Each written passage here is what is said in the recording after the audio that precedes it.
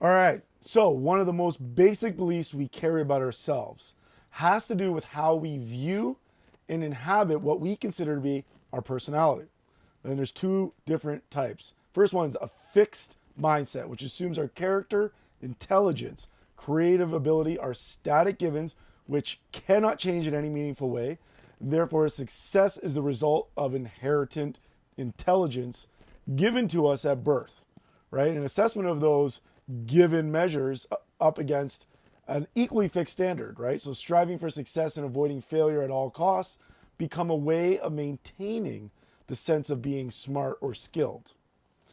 A growth mindset, on the other hand, thrives on challenge and sees failure not as evidence of unintelligence, but as a heartening springboard for growth and for stretching, no growing our existing abilities.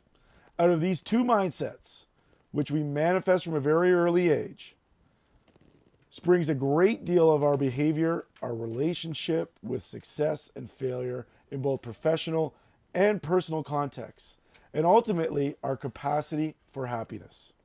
Let that sink in, guys.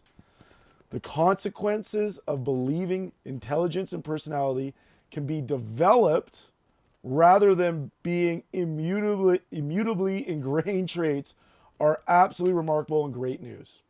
All right, Carol Dweck, a PhD level psychologist, did research on this very idea for over 20 years. Her research has shown that the view you adopt for yourself profoundly affects the way you lead your life. It can determine whether you become the person you want to be and whether you accomplish the things you want and you value. So how does this happen? How can a simple belief have the power to transform your psychology and as a result your life? Right? Believing that the qualities are carved in stone, i.e. the fixed mindset, this creates an urgency to prove yourself over and over and over again. And if you only have a certain amount of intelligence, a certain amount of personality, and a certain moral character, well, you better prove that you have a healthy dose of them, right? It simply wouldn't do to look or feel deficient in those basic characteristics. I've seen so many people with this one consuming goal of proving themselves.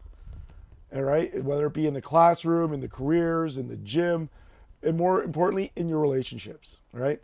Every situation calls for confirmation of their intelligence, personality, or character. Every situation is evaluated. Will I succeed or fail? Will I look smart? Will I look dumb? Will I be accepted? Will I be rejected? Will I feel like a winner or a loser, etc., etc., etc.? There's so many different examples, right? There's another mindset in which these traits are not simply the hand you're dealt and have to live with. Always trying to convince yourself and others that you have the royal flush when in fact you probably got a pair of tens, right? In this mindset, the growth mindset, the hand you're dealt is just the starting point, the springboard for development. The growth mindset is based on the very belief that your basic qualities are things that you can cultivate through your efforts.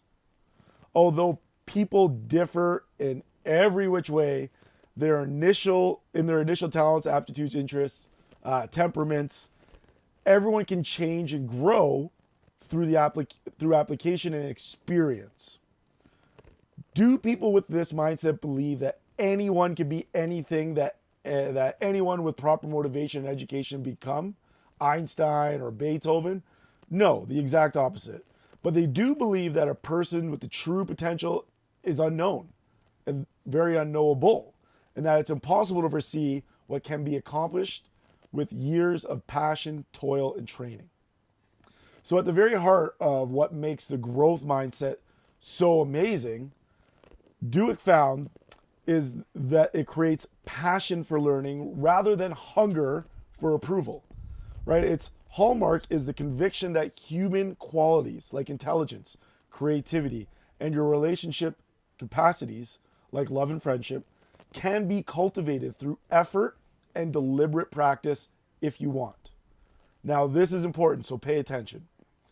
Not only are people with the growth mindset not discouraged by failure, but they don't actually see themselves as failing in those situations. They see themselves as learning. Coming back to Duick, she writes in her book, Mindset, the New Psychology of Success. Quote, why waste time proving over and over how great you are when you could be getting better? Why hide deficiencies instead of overcoming them? Why look for friends or partners who will just shore up your self-esteem instead of those who will challenge you to grow? And why seek out the tried and true instead of experiences that will stretch and challenge you? The passion for stretching yourself and sticking to it, even or especially when it's not going well, is the hallmark for the growth mindset. This is the mindset that allows people to thrive during some of the most challenging and stressful times in their lives, right? So this idea, of course, isn't new. If anything, it's kind of the basics for all self-help books. And the empty, you can do anything attitude, really, that's all nonsense. And Duick's work says something differently again, right? And it's really based in a lot of extensive research, especially in how the mind develops. So she's worked in identifying not only the core drivers of the mindsets, but how they can be reprogrammed. So Duick and her team found that people with the fixed mindset see risk and effort as potential giveaways of their inadequacy, right? Revealing that they come up short in some way. But the relationship between mindset and effort is a two-way street. It's not just that some people happen to recognize the value of challenging themselves and the importance of effort. Her research has really shown that this comes directly from the growth mindset, right? So when they teach people the growth mindset, its focus is on development, developing the ideas about challenge and effort.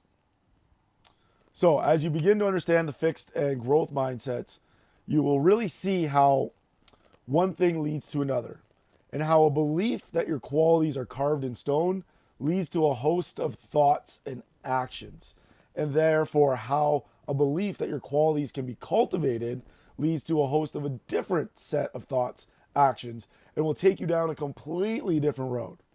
All right? So the mindsets change what people strive for and what they see as success. They change the definition, significance, and impact of failure. They change the deepest meaning of effort.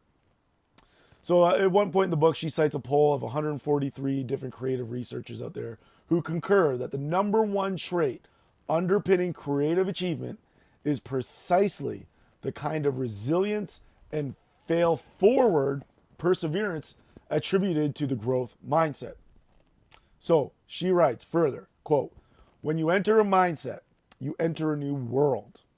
In one world, the world of a fixed mindset, traits like success is about proving you're smart and talented, always validating yourself. In the other, the world of changing qualities, it's about stretching yourself to learn, learning something new, developing yourself, all right?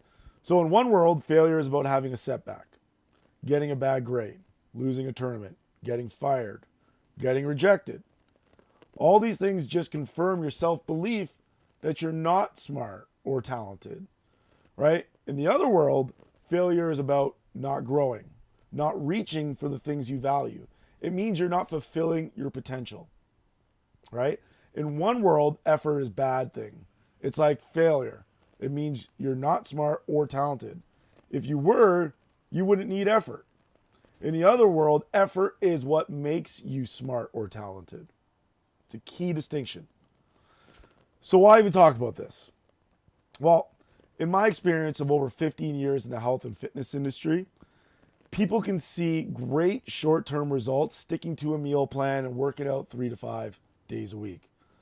But that forever body, those forever results, or living that forever lifestyle that you want, comes with the way in which you think. I'll leave you with this. Someone once smarter than me once said, it's always good to finish an essay with a quote. So here it goes. Quote, your beliefs become your thoughts. Your thoughts become your words. Your words become your actions. Your actions become your habits. And your habits become your values. And your values become your destiny. If you don't recognize that one, that's from Mahatma Gandhi. Pretty influential guy.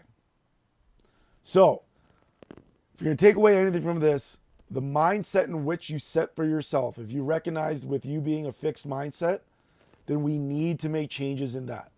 All right. Just following the meal plan, hit your workouts, you'll see short-term results. But you didn't sign up for this for short-term results. You signed up for this for forever results.